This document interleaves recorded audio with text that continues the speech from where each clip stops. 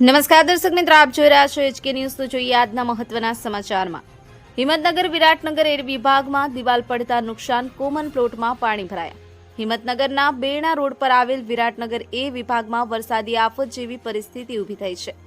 બાજુની સોસાયટીની દિવાલ ધરાશાયી થતા JBની ડીપી તૂટી પડેલી છે। આ ઘટનામાં ત્યાં ઉભેલા 2-3 ટુ વ્હીલર તથા એક કારને પણ મોટું નુકસાન થયેલું છે।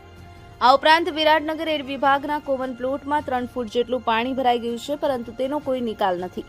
પરિણામે રહેવાસીઓ ભારે પરેશાનીઓનો સામનો કરી રહ્યા છે। નાગરિકોનું કહેવું છે કે વારંવાર ફરિયાદ કરવા છતાં તંત્ર આંખાડા કાન કરી રહ્યું છે।